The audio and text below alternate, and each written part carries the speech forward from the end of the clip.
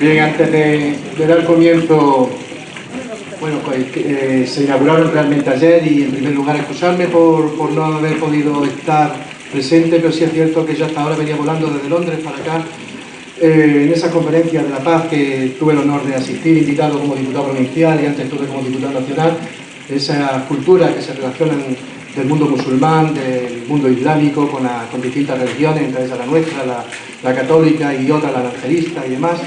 Y hemos estado distintos cargos políticos de la provincia de España, concretamente una comisión de 30 españoles, entre iban profesores de universidad, sacerdotes también, diputados nacionales, diputados autonómicos y senadores y demás cargos políticos. Bueno, pues he tenido el privilegio, obviamente, de asistir a esas conferencias tanto en marzo como ahora en agosto. Y eso es por lo que ayer no pude estar aquí, como decía, venía de Londres, que he estado cuatro días. Pero me han dicho y me he informado que fue magistral la conferencia de ayer. La verdad que es un tema apasionante, como es el cielo de los Pedroches, este cielo maravilloso, que como sabéis está declarado Starlight, reserva Starlight, y que entre todos debemos de conservar, porque la iluminación es determinante para proteger nuestro cielo y por eso precisamente no han declarado esta zona, los Pedroches, como reserva Starlight. Dicho lo cual, pues hoy, como segundo día, lo primero que quiero agradecer la presencia de conocidos de sobra, de profesores de distintos institutos, de Antonio María Canero o de los Pedroches, como ha sido Antonio Fermín, que va a estar Morillo, que va a estar aquí, o está aquí, perdón, para la ponencia que vamos a escuchar, y como no, a José Luis González Peralvo, que de sobra conocido, puesto que es la persona que está haciendo una labor encomiable en el Ayuntamiento de Osorno, una labor que está digitalizando, está llevando junto con el personal que le ponemos para ello la digitalización del archivo de los Torres, un archivo que pronto tendremos la oportunidad de observar y de consultar, pues como se lleva ahora, ¿no? De una forma, pues con los medios tecnológicos que existen.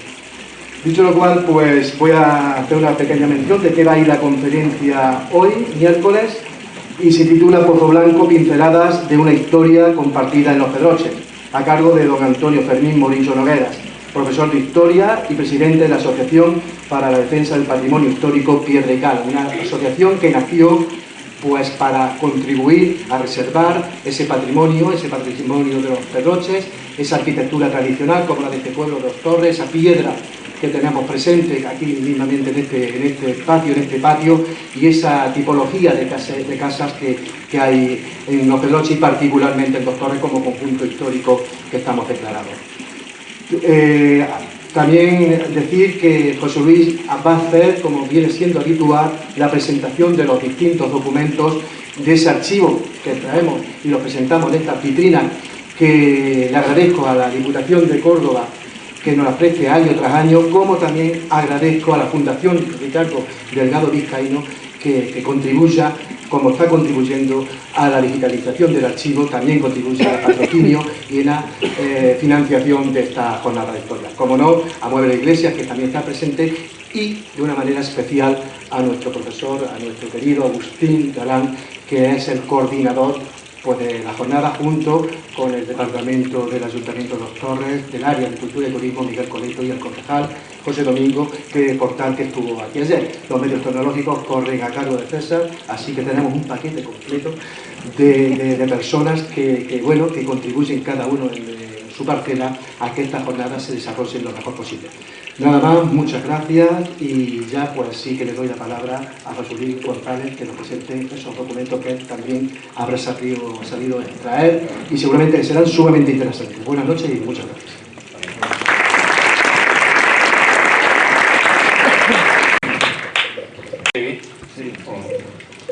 Buenas noches a todos, muy agradecido por su presencia.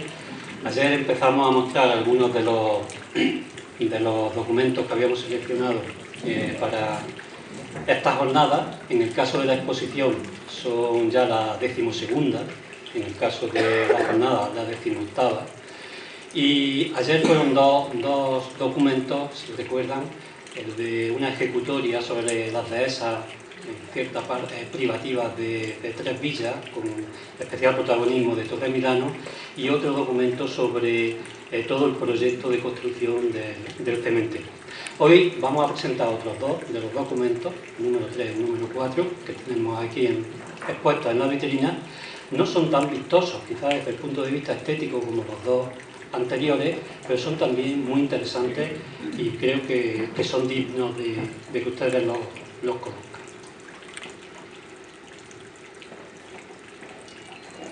El primero es un inventario de los documentos más importantes del archivo municipal fechado en 1726. Y hasta lo que es el vocabulario que se utiliza en la época ya resulta subjetivo. El inventario de los papeles más sustanciales, porque eran esenciales para el concejo. Y esta te dice el propio documento que se guarda en el archivo de 3 llaves del ayuntamiento. ¿Qué es esto del archivo o del arca de 3 llaves que tiene el ayuntamiento? Pues algo similar a esto, ¿no? Esta es la portada del documento, tiene unos 30 folios, por ambos va poniendo el título de todos los documentos importantes que guarda el ayuntamiento y dice, por ejemplo, que los guarda dentro de ese documento no en una estantería, no como los tendríamos hoy, sino en un arca de 3 llaves, que tienen ustedes algo similar en esta que he cogido de internet. ¿Qué significa esto de 3 llaves? Pues significa un sistema de seguridad y para que esos documentos, o bien dinero, que también los había para el dinero del ayuntamiento, se pongan en manos de 3 personas distintas, con lo cual cada vez que haya que sacar algo o introducir algo en ese arca, haya 3 personas responsables distintas presentes. Una tiene que ser generalmente el alcalde, que es el justicia mayor de la villa. Un regidor tiene que ser también, uno de los concejales diríamos hoy, y el tercero suele ser el escribano notario de la población, que también lo es del municipio. El escribano de la época equivale a lo que hoy sería la suma del notario y del secretario del ayuntamiento. Es un documento que guarda, hay una relación en total de 332 documentos que en 1726 se guardaban o guardaba este ayuntamiento. El año 1726 lo tienen en la parte superior y ahí hay de todo. Hay desde órdenes, privilegios, censos, ordenanzas sobre muchas cosas y entre ellas, curiosamente, en esa ordenanza, pues tenemos precisamente lo que vamos a ver en el siguiente documento. Ya creo que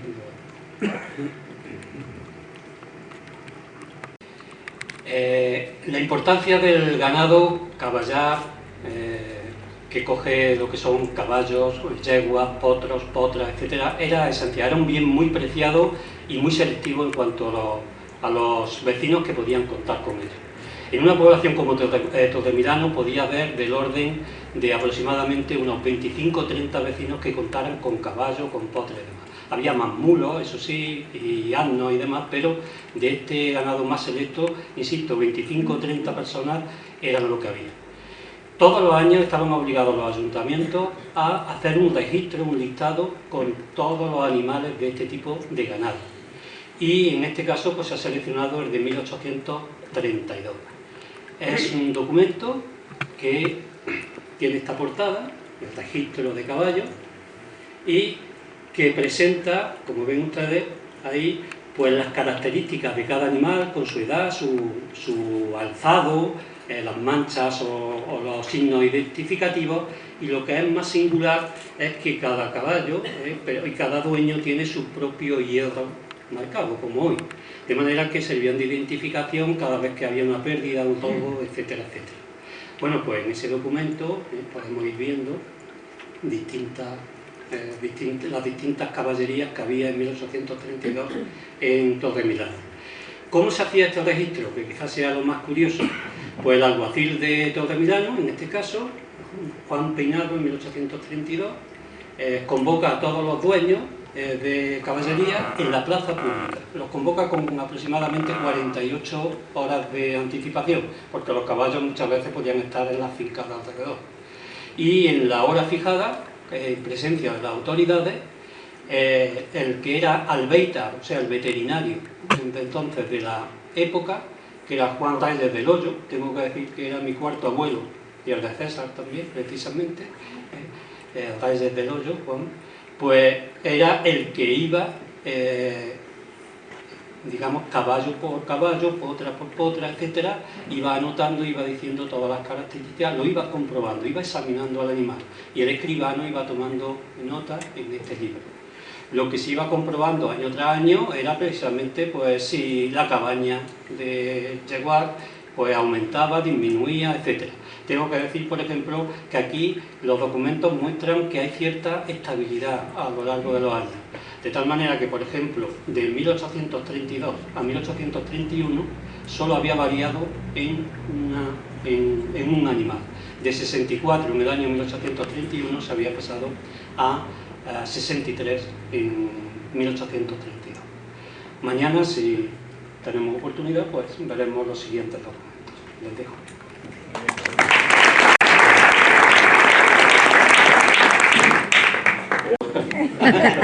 Mis manos de invitación para estar al lado de Antonio Fermín.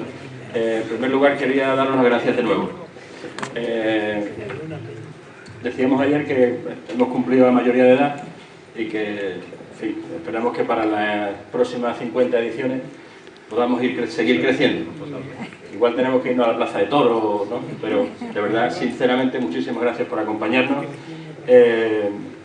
Demuestra el interés, ¿no? Por aprender, el interés por conocer lo que es propio, lo que es nuestro. Ese es el objetivo fundamental de la jornada.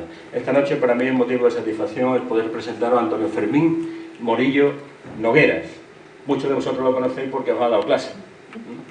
Él es profesor de instituto, de historia, de enseñanza media, también fue director del Instituto Antonio María Calero, que no, de los Pedroches.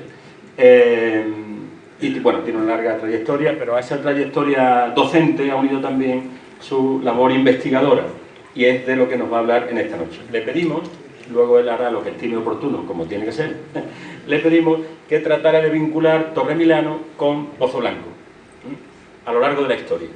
Entonces, esto es como que el pueblo de al lado venga a contarte cómo ha visto él la historia, ¿no? Entonces regular nada más, nos exponemos a la...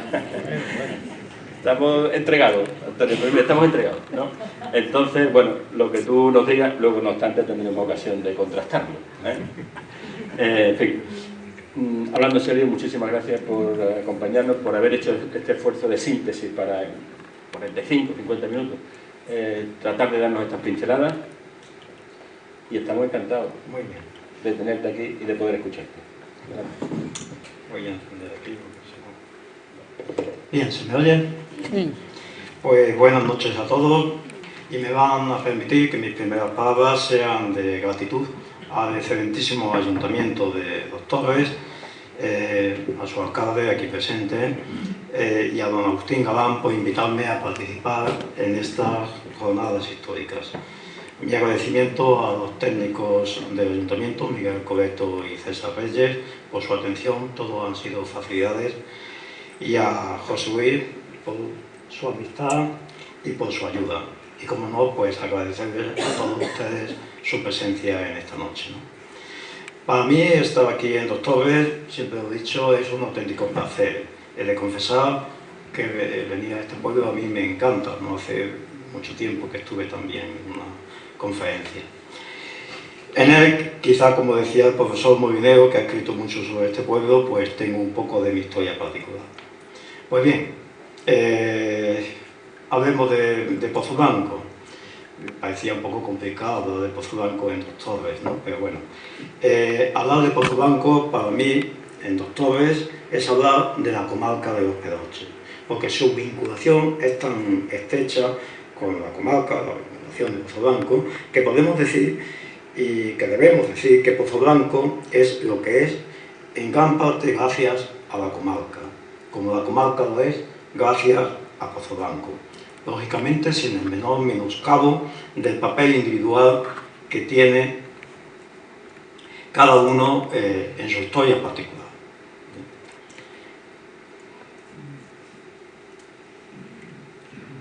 Es verdad que Pozo Blanco ha tenido un protagonismo a lo largo de la historia permanente, pero sin embargo no ha menoscabado en absoluto el poder de poblaciones como Torremoliano o Pedroche. ¿Qué les voy a decir yo de Pozo Blanco? Bueno, pues con un acierto histórico muy sutil, dijo el poeta de Pozo Blanco piedra de cal sin otro particular. No fue corte de rey moro ni de caudillos cristianos, ni tiene minas de oro en el paseo de los llanos. Falta un palacio ducal, unas ruinas de un castillo, una plaza medieval que adornada tendría un rey en su pedestal. Bien, es cierto, todas estas cosas históricamente no las tiene Pozo Blanco. Sin embargo, Pozo Blanco, tenemos que añadirle que Pozo Blanco fue capital de las 7 villas, que Pozo Blanco fue capital de los Pedroches, del reino al norte de la provincia de Córdoba, que Pozo Blanco es el eje vital de los Pedroches, que Pozo Blanco es el corazón económico de la comarca. Así ha venido, no digo que lo sea, sino que ha sido calificado en distintas ocasiones. Pozo Blanco se mueve también entre la modernidad y entre la tradición. Como saben, Pozo Blanco es uno de los 17 municipios que forman la comarca de los Pedroches. Y el granito y la pizarra, las areniscas y las cuarcitas conforman un término de 330 kilómetros con una parte llana de dehesa, muy interesante, y una más quebrada de Serrezuela y Olivar. Son 33.000 hectáreas y a una altitud media de 649 metros, con un clima mediterráneo continentalizado. La población actual, 17.300 habitantes, goza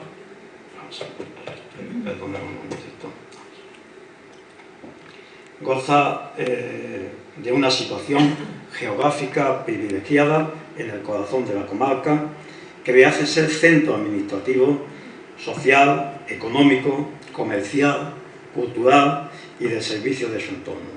De forma especial en esta subcomarca oriental que un día fueron las 7 villas de los Pedroches. Es una ciudad abierta al entorno, a la paz, a la convivencia. Tiene rasgos de una ciudad moderna, que lo es en la actualidad, ven ustedes ahí los cambios, una ciudad con un espíritu asociativo y una capacidad de emprendimiento enorme, ¿no? Una ciudad dinámica, con un amplio y diverso panorama cultural y un entorno natural y paisajístico magnífico. Yo digo siempre una ciudad con una calidad de vida suficiente y muy agradable para disfrutarla y vivirla, ¿no? Como el tiempo ya me dicen que son 40 o 50 minutos y es limitado, bueno, voy a tratar de ajustarme a él. Trataré de hacer un viaje por lo que he creído más significativo de su historia, a sabiendas que se quedan atadas muchísimas cuestiones. Tengo que decir que, contrario a lo que oigo muchas veces a los historiadores, es que no hay fuentes documentales.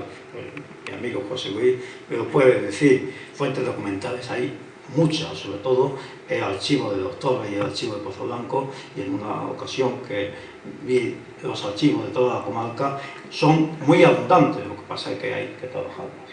Y fuentes documentales escritas, también hay muchas, en este caso sobre Pozo Blanco.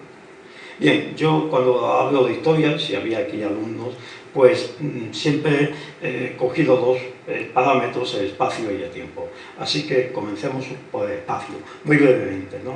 Porque entiendo que aunque no tenga una visión determinista, pues no me cabe la menor duda que el medio físico nos ha condicionado todo, toda la historia, nuestras costumbres, nuestro patrimonio cultural, y así lo digo todo.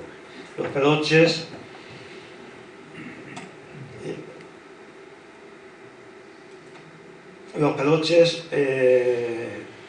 nos ha condicionado el medio físico porque son una comarca natural perfectamente diferenciada por su litología, por su clima, por su vegetación y por su actividad económica. Tienen 3.400 kilómetros cuadrados, con una longitud máxima, como ven en el mapa, pues de 120 kilómetros y una anchura, en la parte más ancha, de 60, en dirección norte-sur. Está inclinado hacia el oeste, unos 400 metros, que es la diferencia que hay entre Belalcázar y Carreña. La parte más llana y más extensa coincide con el Baturito granítico, aunque presenta un ligero abombamiento central, por eso no Valle de los Pedroches, ¿no?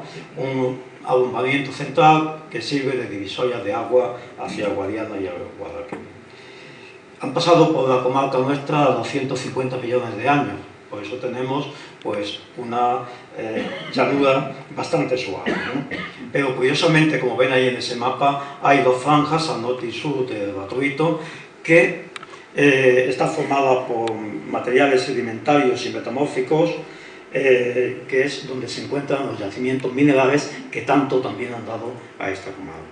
Los suelos agrícolamente no son excesivamente buenos, el clima, pues el clima lo ven ahí, es un clima mediterráneo continentalizado, las precipitaciones irregulares y desde luego lo que más destaca es una asimetría enorme, muy acusada entre Cardeña y Belalcázar. La red hidrográfica la tienen ahí, las dos cuencas, multitud de arroyos y algunos ríos de más características. Pero lo que a mí me interesa de este medio físico con el que terminamos es decir que estos agentes geográficos se desarrollan fundamentalmente la dehesa. La dehesa, para obtener beneficios,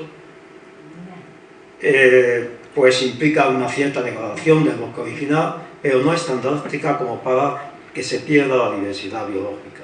Y la historia no es ajena a esa dehesa, porque ya las tierras de señorío de Santa Eufemia y de Belalcázar presentan dehesas, que las ven ustedes ahí en la parte occidental, en peor estado y más aclaradas, mientras que las de Realengo, que se aprovechaban para el ganado, pues conservan mejores dehesas. También, como ven en el mapa, pues hay algunas partes del monte Mediterráneo y sobre todo dirigido a Pozo Blanco, que va a tener un papel importante en su historia, pues una mancha de olivar que comparte con Villanueva de Córdoba, Añola y Alcácer. Bien, hasta aquí un poco el medio físico. Pero ¿cuándo comienza la historia aquí en nuestra comarca y en Pozo Blanco? Por algún momento tenemos que empezar, ¿no? Pues no existe ningún trabajo riguroso sobre las primeras etapas de la historia en la zona, pero sí tenemos estudios parciales que nos permiten decir que desde muy temprano la comarca estaba habitada. Y lo sabemos porque hay multitud, en detalle, de restos líticos encontrados, ¿no? Bifaces, raspadores de sibes, en Peñas Altas y en Navalenguas, en Pozo Blanco. Y también pinturas rupestres, una arquitectura que ayer se comentaba en la conferencia megalítica, con martillos de minero también en cuanto a los yacimientos minerales, ¿no? Los Pedroches, en ese sentido iba el título de la conferencia, desde los tiempos más remotos hasta la Baja Edad Media, prácticamente comparten todos una historia común. Una historia común que curiosamente, una vez que aparece en todos los pueblos, va a permanecer hasta el siglo XIX, hasta 1836. De Pozo Blanco destacaría de estos primeros momentos pues las construcciones, la arquitectura megalítica, que es la etapa mejor representada en la comarca de los Pedroches. Son abundantes los sepulcros megalíticos, una arquitectura funeraria de grandes lajas de piedra, con cámara funeraria, con corredor, siempre orientado al este, ayer también veíamos un dolmen. Y todo se techaba con un túmulo. El ajuar que se depositaba en ellos pues no es que sea rico desde un punto de vista material, sin embargo son auténticos testimonios que nos aportan mucho. Ahí tienen una muestra de cosas que se han encontrado en la comarca. Es probable incluso, muchas gracias, porque es que Es la emoción. Sí. Es probable que ya durante la prehistoria se llevaban a cabo actividades de extracción minera, ¿no?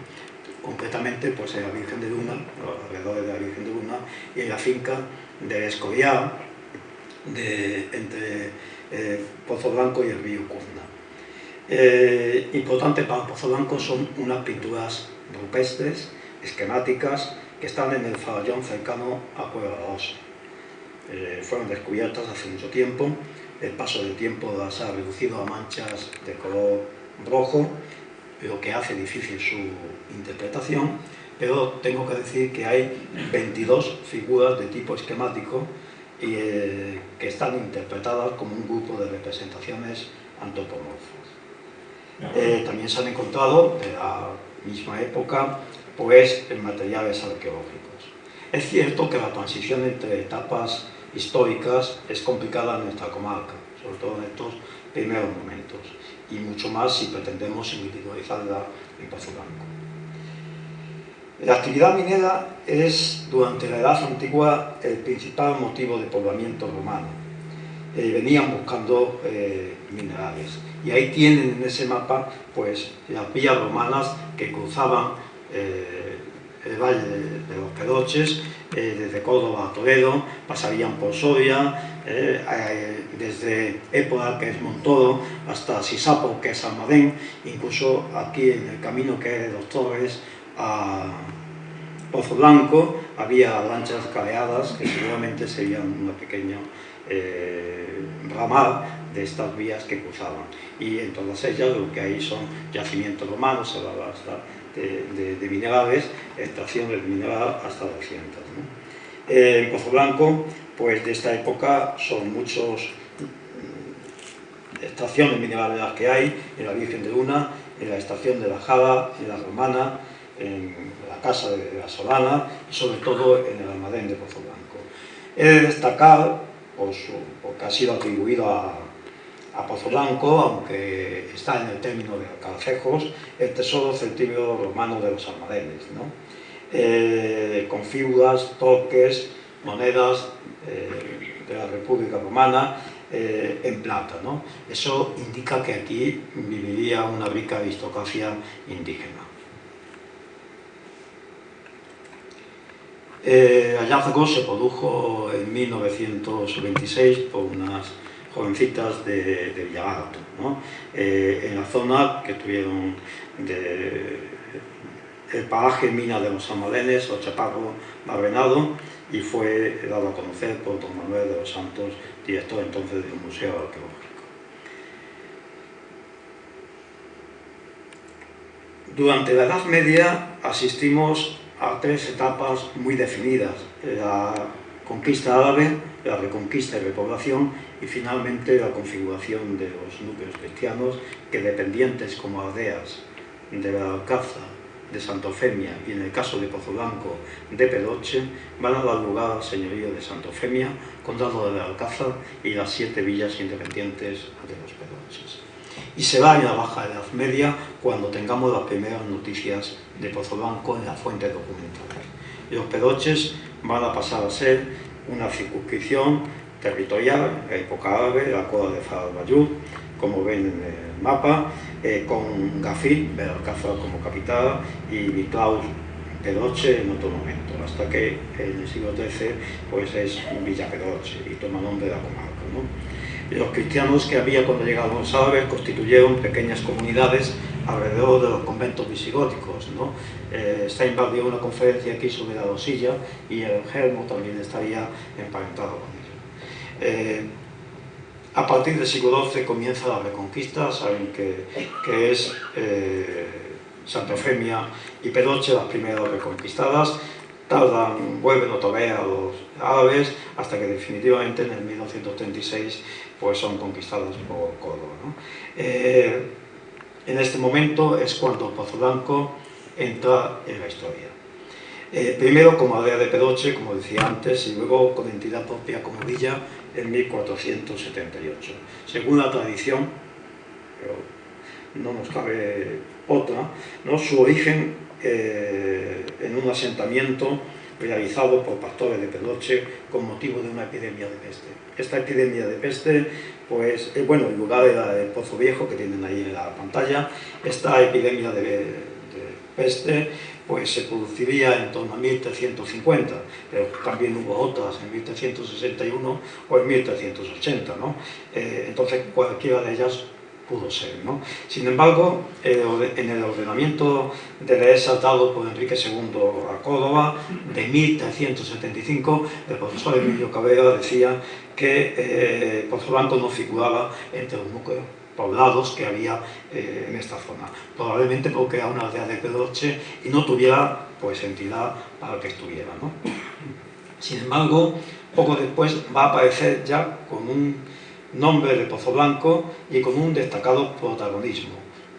¿Cuándo? Pues en 1425, en un violento incidente de la lucha comarcal contra el señor de Santufemia, Pedro Carrillo, que había causado y causaba muchos perjuicios pues, a esta zona de aquí, incluso de Torrevillano, porque van a ir ellos también, ¿no? Esto era porque la usurpación de tierras fue un problema endémico en la comarca, ¿no?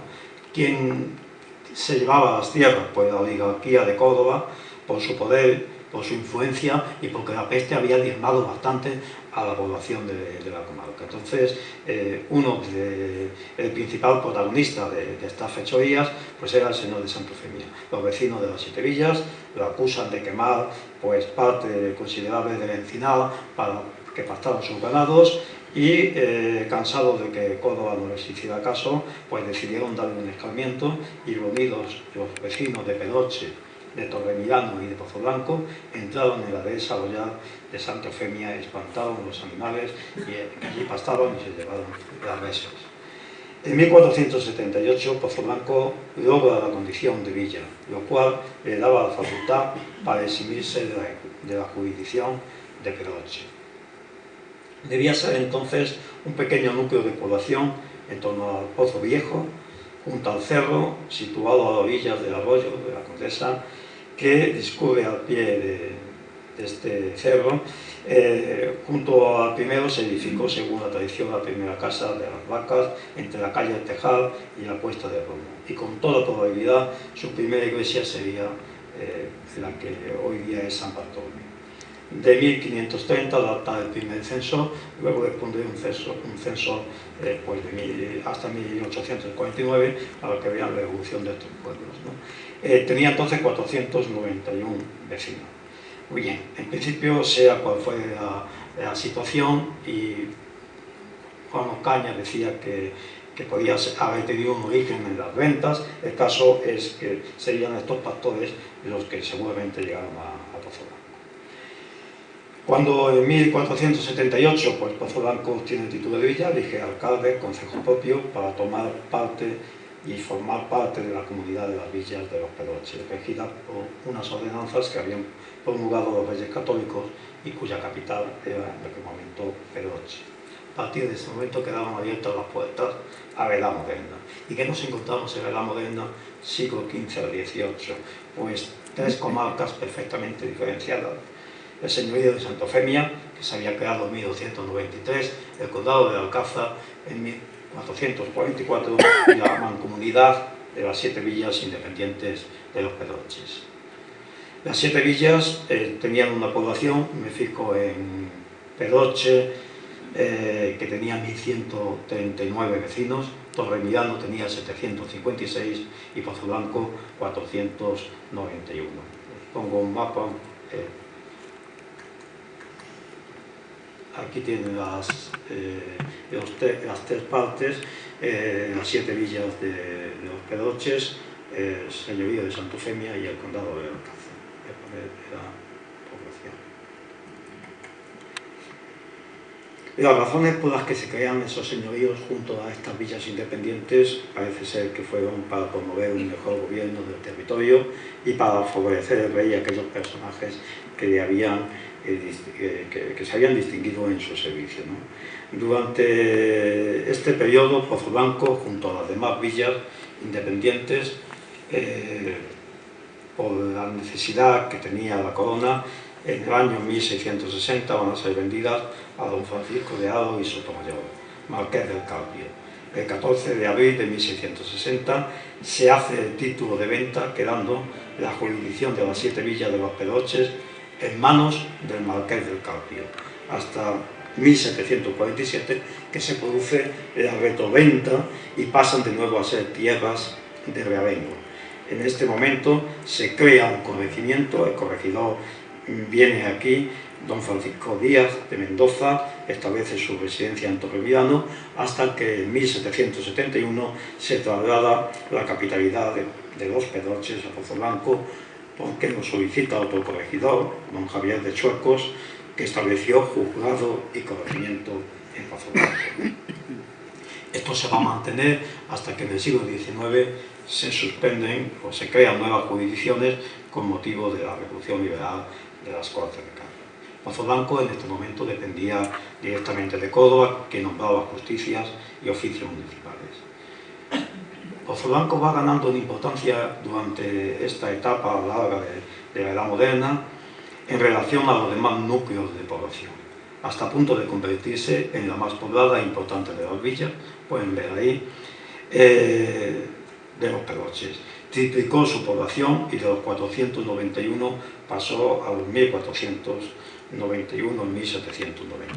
No solo se alza con la capitalidad de las 7 villas, sino que también se convirtió en la capital de la zona norte del Reino de Córdoba, que hasta entonces había residido en Torrevillano. En este tiempo, su término era comuna de las 7 villas y lo formaban desde antiguo las dehesas de la Jara, Ruices y Navas del Emperador. A partir de 1644 se vio incrementado con la dehesa de la Concordia, enclavada en el término de Ovejo, y todo el encinar del término de Villalto, que había pertenecido a Torrevillano. Todos estos bienes eran disfrutados por todos los vecinos de las villas. Con los beneficios se pagaba a los funcionarios del corregimiento, cuyos salarios ascendían en 1753 a 20.238 reales de oro. Esta comunidad perduró hasta 1836, año en el que se decidió disolverla y repartir sus tierras proporcionalmente entre las villas según el vecindario que cada una tenía. Pozoblanco tenía una economía basada en la agricultura y en la ganadería, sectores que según John Cabrera pues eran el 79% de la población, dedicado a cultivos de cereales, que era prácticamente el 90% del terreno cultivable, ¿no? Había una cabaña ganadera bastante grande, había pues parece ser cabaña ovina 50.000 cabezas, ¿no? Que lógicamente había que poner en relación con la industria textil que va a tener desde el siglo XVI, ¿no? Por supuesto había una cabaña equina, ahora que ha hablado José Luis de ello, una cabaña equina, pero estaría conectada a la riería, que en aquel momento pues, era muy frecuente, ¿no?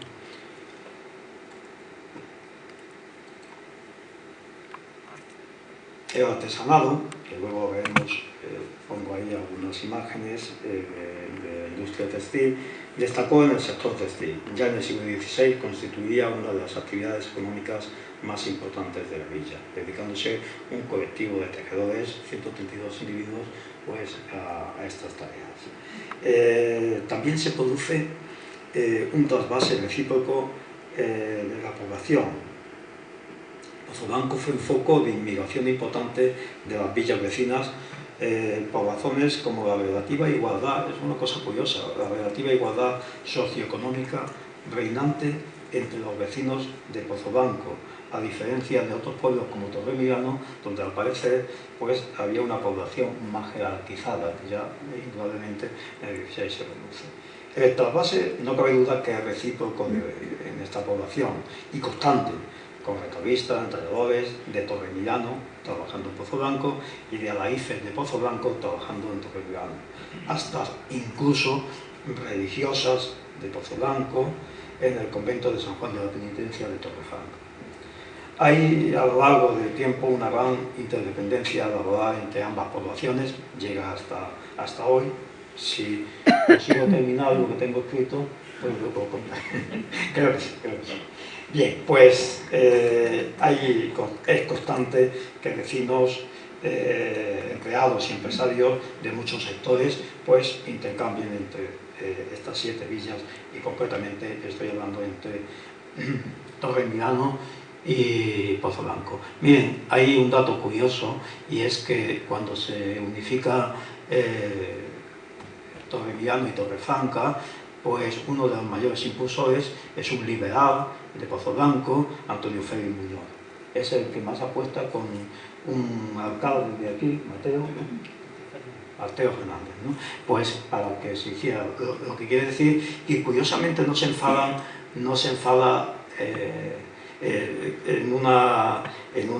cuando coge la capitalidad Pozo Blanco, no se enfada Torremillano, sino que Pedroche es la que quiere volver a cogerla después de que había perdido mucha población. Bien, así se puede comprobar la proveniencia de muchos vecinos de Torremillano. No hidalgos, sino labradores con ciertas riquezas que se trasladan a Pozo Blanco, y hay pues apellidos como García Lévado, los Morenos de Pelaja, los Díaz, los Goyos, etc. Podría parecer una falacia, y me interesa destacar esto, ¿no? Podría parecer que plantea una posible igualdad socioeconómica entre los vecinos de Pozo Blanco a principios del siglo XVI, pues esto como era, ¿no? Una población con 1000 vecinos que no tuviera una oligarquía establecida en el siglo XVII de Pozo Blanco. Bueno, pues es debido a una ausencia absoluta de nobleza. En 1580 de 820 vecinos en 1580 había 820 pecheros, 827 y 7 clérigos. La segunda es la igualdad en el reparto de la tierra y la gran extensión que tenían las dehesas que rodeaban a Pozo Blanco.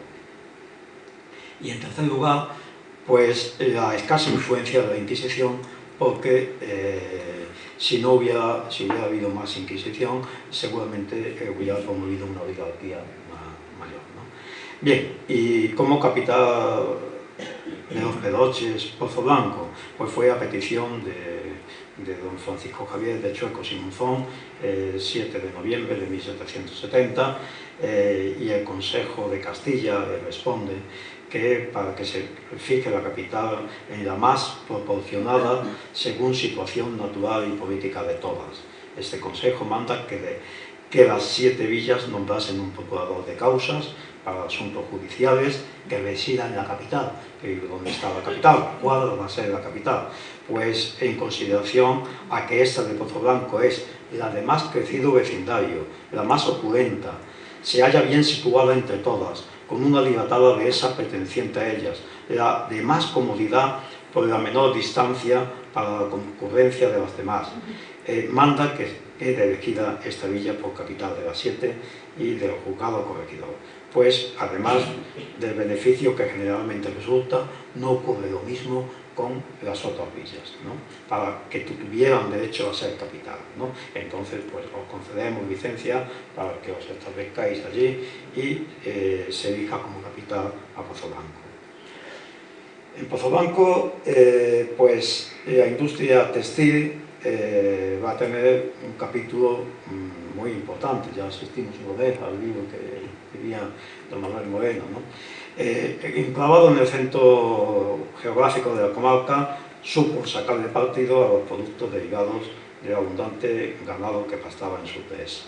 Hay un corregidor en el siglo XVIII, José Tomás de Cortines, que viene enviado por los ilustrados y realiza un estudio socioeconómico y entiende que las piezas de Valleta son muchas, que hay muchas balas de tela en los telares, que la producción es también grande, de 1.440.000 reales, y bueno, pues el material fabricado era bayeta o paño con una limbe de 24 hilos, el telar empleado era de lanzadera, luego utilizaban 2 personas y luego el de lanzadera volante una.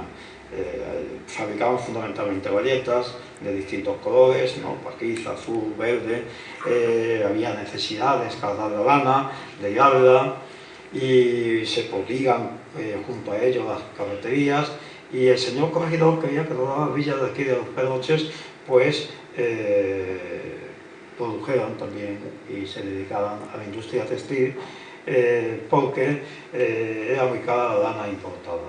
Y decía incluso que no hay vecino de los 1920 que hoy componen este pueblo que sea puramente lavador. Todos se aplican a ramos de la fábrica. Pretendía que yo mismo se originara en las villas. Y no era así.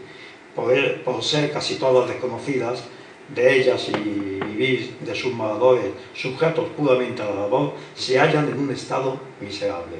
No así Torremoliano, que Torremoliano desde el siglo XVI sí que tenía una industria textil que fue paralela a Pozoblanco. Quería llevar la fabricación de las bayetas este corregidor, Cortines, a todas las villas, pero todas las manufacturas se tenían que marcar en Pozoblanco, porque tenían, por lo visto, pues, una acrisolada fama del mercado de paños allí, ¿no? No fue capaz de transmitir digamos, esta intención que tenía, ¿no? Bien, y aquí hay la fábrica de los Muñoces, ¿no? Una fábrica que ha permanecido hasta el siglo XX. Entramos en la edad contemporánea y vamos a tocar pues, algunos de los temas así, de los hechos más relevantes de nuestra historia que tienen de especial incidencia pues, en Pozoblanco, ¿no? Es el siglo convulso del XIX y también del siglo XX. A fines del XVIII, Pozoblanco seguía con la industria textil, que acabamos de decir, capaz de diversificar económicamente la población de la dependencia agrícola, los tintes, los telares que había en el diapositiva anterior, pues eran importantes, con una producción bastante elevada.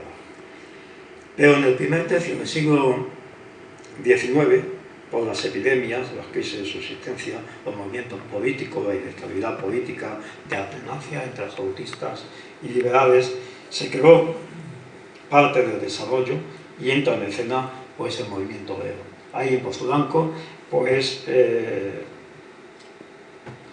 acciones inspiradas por la Iglesia hacia el movimiento obrero, que también tuvieron especial incidencia en la población. La sindicación alcanzada por el Círculo Católico fue bastante nutrida, ya en 1877 y la Acción Social Católica en 1912. Los obreros pedían a puertas del ayuntamiento el reparto de la jara y de otras tierras. Pero serán iniciativas sindicalistas y socialistas las que encaucen la mayor parte de las acciones sociales reivindicativas. Importantes dirigentes de Córdoba visitan Pozoblanco una y otra vez, ayudando a difundir los postulados obreros, ¿no? De hecho, aparece la sociedad gremial obrera de matiz socialista en Pozoblanco y un comité de la Unión de Alianza Obrera Agrícola del Valle de los Pedroches. Era una de las escasas federaciones provinciales obreras, ¿no? En 1918. En 1833, durante la regencia de María Cristina, se continuaron tomando medidas liberales al amparo del Estatuto Real y también llegó, como ven en el mapa, la desamortización eclesiástica. No entro en detalle. También tienen vida en algunos pueblos de nuestra comarca. En Pozoblanco hay constancia de la creación de las sociedades económicas en la comarca. 1807, 1808, sus directivos en 1836 aparecen en un documento. Sus actividades debían de ser importantes en cuanto a las industrias manufactureras, agrícolas y de comercio que había. Hay un suceso que tiene su incidencia en nuestra comarca, que es que José Luis nos dio en su día una magnífica conferencia, que es la Guerra de la Independencia. Son los sucesos del 2 de mayo, que significan pues la guerra con el francés, y nuestra comarca tarda algunas semanas en conocerlo, pero las noticias del levantamiento militar llegan a la capital cordobesa, vía Villaviciosa, y un militar de la Junta de Gobierno pues lo lleva a Pozoblanco a finales de mayo, y el alcalde en aquel momento, el alcalde ordinario, Fernando Sepúlveda y Gallardo, lo transmitió de inmediato a todas las localidades. Y se creó una Junta de Gobierno, y bueno, formada por un grupo de gente, y sabemos que numerosos hombres de los Pedroches, bajo el mando de Echevarri, combatieron en la batalla de Alcorea, también en la batalla de Bailén, donde participaron gente de los Pedroches y murieron hinojoseños y pozolvenses, y los protocolos notariales, decía José Luis, en los primeros momentos la movilización patriótica de la población fue muy grande, pero conforme avanzaba la guerra, el entusiasmo decayó hasta incluso pues, las deserciones en toda regla. Las 7 villas se tuvieron que hacer cargo incluso del mantenimiento de un número indeterminado de prisioneros franceses, ¿no? También se ordenó que enviaran pues, víveres, municiones, dinero, efectivos humanos a las sierras de Almadén, ¿no? Córdoba quedó como una prefectura con los franceses, y un partido militar sería de Pozoblanco, ¿no? Los protocolos notariales llevan el sello de Napoleón Bonaparte hasta 1812, y luego pues de Fernando VII.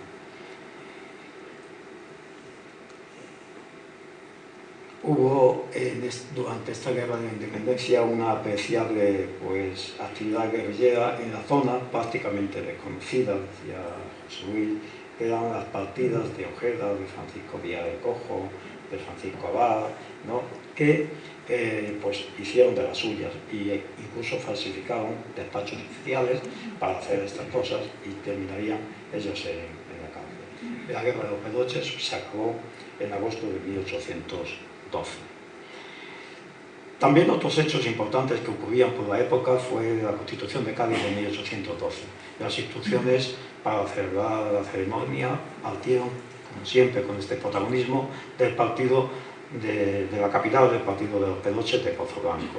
Pero cuando Fernando VII regresa, inmediatamente se suman a ellos y castigan a los anteriores, ¿no? ¿Cómo vamos de tiempo? Bien, muy bien. Es que soy muy pesado insistiendo a los ponentes, y así respiro un poquito, en que tenemos que ajustarnos al tiempo. Por eso ya me ha lanzado varias directísimas, tratando de obtener una prórroga, pero va a estar complicado.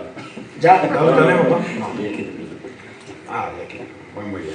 Bueno, otro de los acontecimientos importantes es la batalla de la Garganta. Bueno, pues aquí es que tenemos de nuevo los Pedroches en la primera guerra carlista. Nuestros pueblos, la mayoría de ellos, o todos, estaban en el bando de la reina gobernadora María Cristina y de su hija Isabel II.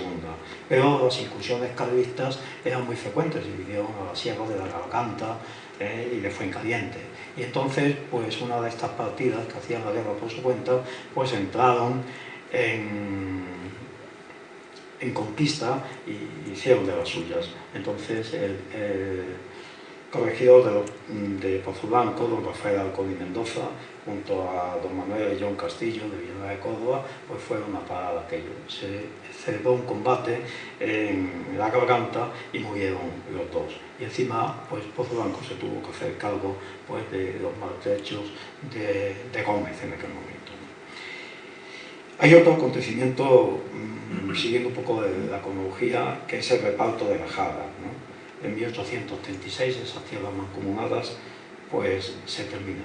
Y se termina el disfrute comunitario de las villas sobre esas dehesas de la Jara, Ruices y Nava del Emperador,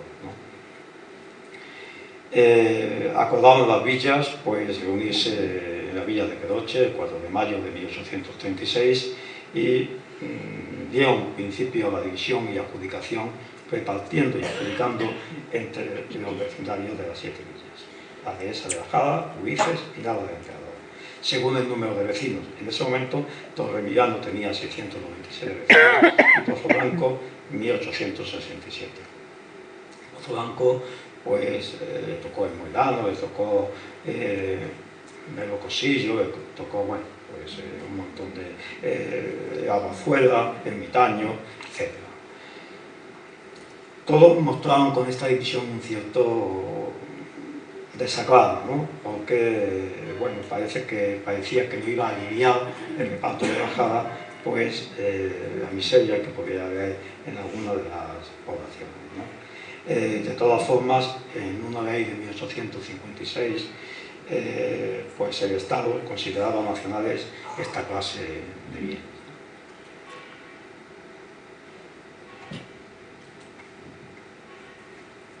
Otro momento importante para Pozoblanco, ya en este caso, fue pues, que estrenó feria en el año 1842.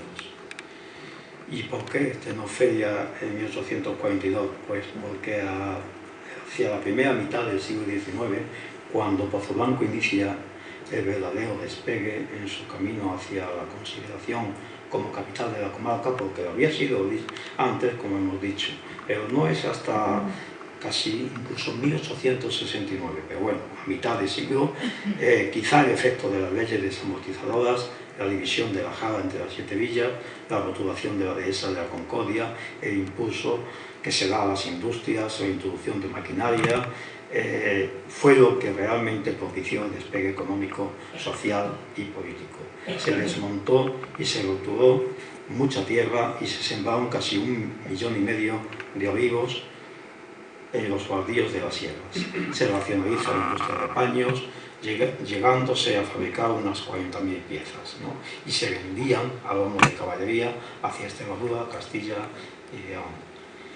Esto motivó de alguna forma que se acordara crear y solicitar una feria y destinar su futuro emplazamiento en los llanos del Pilar y cercas adyacentes para los días del 24 al 26 de septiembre, quedando a cargo del ayuntamiento de la ejecución de todo lo necesario, incluso que la calle Granada y la calle Montoro pues habilitaron algunas casas para los comerciantes. El general Espartero, que estaba de regente en ese momento, concedió esta feria a Pozoblanco, y así llegó el momento de ese 24 de septiembre de 1842. Antonio Félix Muñoz lo comunicó que el general Espartero pues había concedido la feria. Otra cuestión, y por ir así más deprisa, pues es el olivar. Tenemos que decir que ese olivar que hablábamos de 1,5 millones de olivos, pues comienza en la primera mitad del siglo XIX, ¿no? No quiere decir que antes no hubiera olivares por aquí por nuestra comarca, los había desde la época romana, según aparecen en algunos libros de la época, ¿no? La plantación de olivar estaba dedicada por Real Cédula de 4 de octubre de 1819 a los laceros y lavadores conjunta sin bienes raíces suficientes. Pero esta ley da pues, para que se produzca rompimiento de tierras. Se eximiría de todo diezmo a la gente, la vid por 7 años, los olivos por 20, y si lo cercaban de piedra, que probablemente puede que muchas de nuestras construcciones de piedra que cercan las tierras, pues fueron de esta época, pues tenían 2 años más de no pagar impuestos, ¿no? Los ayuntamientos concedían autorización para ocupar los terrenos de la dehesa de la Concordia con plantación de árboles frutales, olivos y vid. Tenían que despojar dicho terreno y la propiedad de dichas parcelas rotuladas pasaba a ser personal. Es decir, es interesante porque la rotulación de tierras y su posterior usufructo fue el mecanismo por el cual se quedaron con ellas o se registraron a favor de ellas, ¿no? Adquirieron la propiedad del derecho cuando en 1869 se promulgó la ley de rotulaciones, que venía un poco a... ¿Qué cantidad de terreno pedía la gente para rotular y para quedarse con él? Pues muy variado, ¿no? ¿Quién lo pedían? Pues una persona, dos, incluso en la finca de la Canaleja de Pozo Blanco lo piden 3 personas, ¿no? Que eran Cristóbal Quiós, Agustín Quiós y Manuel López de Ochea. Comenzaban construyendo unas chozas donde cobijarse, construían un huerto, un pozo, etc. Bueno, pues la luz eléctrica en Pozo Blanco, pues hubo un valenciano, don Enrique González Teró, que fue pues el que promovió. Ahí tienen pues Santa Ana, porque en un principio pues partió de esa primera fábrica de Murallón, luego en Santa Ana pues Doroteo Amor Cabero también, y finalmente fueron a la Sociedad Minero-Metalúrgica de Peñarroya para que tuvieran los comerciantes y los industriales pues corriente eléctrica, y para que los pueblos de la comarca también. De hecho, pues Pozo Blanco, Añora, Dos Torres, El Viso, Pedroche y Torrecampo. El artífice de esto finalmente fue don Moisés Moreno Castro. Hay un elemento que al menos voy a mencionar, que es la imprenta, o que es los periódicos de la época. A finales del XIX y durante el siglo XX, la prensa va a tener una relevancia histórica primordial para los Pedroches y Pozo Blanco. Solamente cito algunas cabeceras de periódico que tenía por aquí. El Cronista del Valle, La Defensa, La Lucha. No entro en detalles, podría entrar, pero me interesa terminar con, si tengo ya poco tiempo, con una empresa pues puntera en los Pedroches, que nos acoge a todos, que es COBA, y quiero dedicarle unas palabras y terminar con ello. La capacidad económica, cooperativa y empresarial de Pozo Blanco y la comarca está magníficamente ejemplarizada en COBA. Voy a poner, te voy a coger aquí, ¿no? Todo esto, ahí está, COBA, ¿no? Digo que la capacidad económica, cooperativa y empresarial de Pozo Blanco y la comarca está magníficamente ejemplarizada en COBA, una cooperativa de primer grado que exporta el nombre de Pozo Blanco y los Pedroches a España, fuera de España, incluso nos decía su presidente actual, a Nueva York y China. Nos recordaba no hace mucho tiempo, en unas jornadas que había, unas palabras de don Andrés Muñoz Cabero, que dedicaba a Pozo Blanco y a la comarca ya por 1955, y que habían aparecido en el Cronista del Valle. Y decía, yo creo que lo dicen todo, y quiero terminar por eso con ellos, ¿no? Decía, Pozo Blanco tiene iniciativa, afán constante de superación. Pozo Blanco y los Pedroches, y yo también miro a Dos Torres, son un campo fértil para que se desarrollen iniciativas y empresas de importancia, no solo a escala comarcal, sino nacional. Yo añadiría hoy internacional, ¿no? Estas palabras se han hecho más que realidad con COBA. Decía que es posible crear empresas con la colaboración de muchos. Y aquí tenemos COBA, que tras una reunión de ganaderos allá por el año 1958, seguramente con ganaderos de Dos Torres, pues tengo constancia de que también fluía aquí ese espíritu cooperativo y emprendedor de los ganaderos.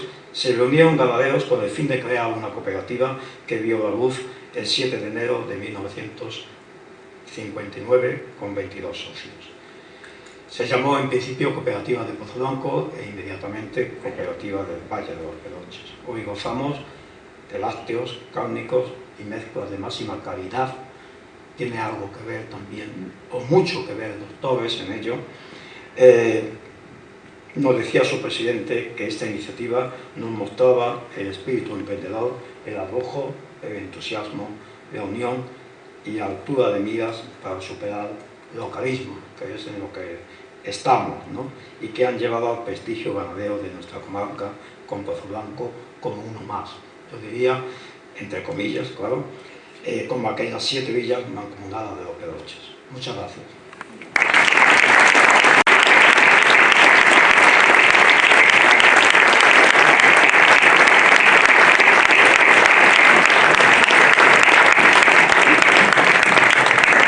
esfuerzo de síntesis que requiere en tan poco tiempo, pues trasladar tantísima información, hacer una selección fuerte, ¿no? Dura, para tratar de comunicar y trasladarnos lo que a su juicio le ha parecido más interesante. Es el momento de plantearle alguna pregunta, si lo hubiera. Adelante. Enhorabuena porque ha sido una super conferencia. Yo cuando asisto a charlas sobre los Pedroches siempre hago la misma pregunta. Los Pedroches, comarca aislada, ¿mito o realidad? ¿Qué hay de ello? ¿Comarca? Aislada. ¿Mito o realidad? Yo creo que será más mito que realidad, porque siempre ha sido una zona de paso, ¿no? Nada, eso es lo que quería saber. Siempre es que en todos los caminos viejos de los Pedroches no han estado tan aislados. Yo ayer cuando hablábamos del cielo y decía, tenemos un cielo magnífico, no cabe la menor duda que tenemos un cielo único, decía uno de los 13 lugares del mundo reserva Starlight, de acuerdo. Y bueno, que lo mantengamos por mucho tiempo, pero hoy día se han acercado las distancias, pero que en otra época, en la Edad Media, en la Edad Moderna, la comunicación pasaba por los Pedroches, luego ese aislamiento. Lo que ocurre, si me permite, es que ese aislamiento tiene su parte positiva y su parte negativa. Mañana abordaremos algunas cuestiones positivas de aquel aislamiento.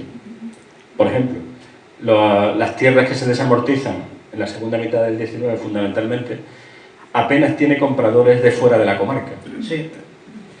¿Por qué? Porque quedaba lejos de la capital fundamentalmente, porque estaba aislada, estaba lejos.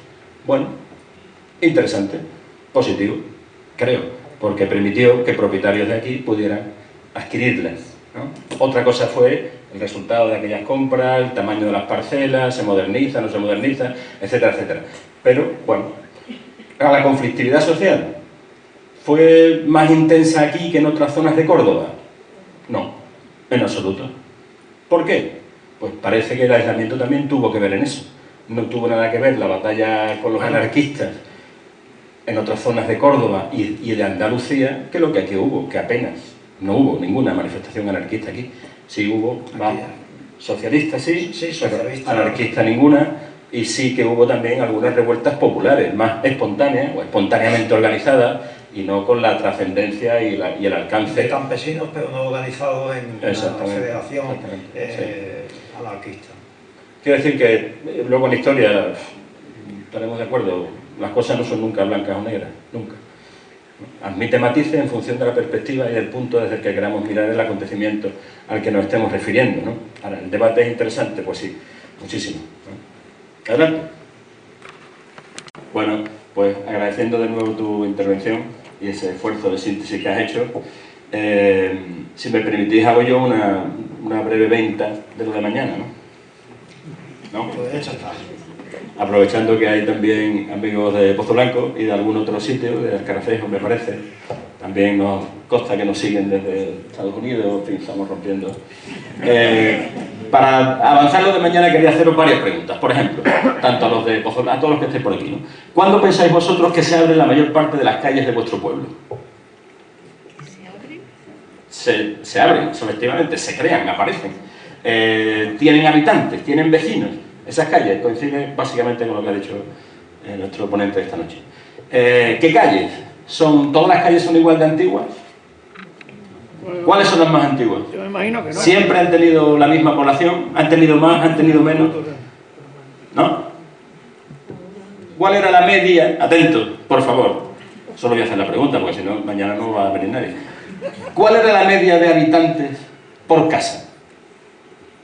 Estamos hablando de 1850, 60, 70, 80, 1900, 1930, 1940, 1950. Trataremos de responder también a esa pregunta mañana.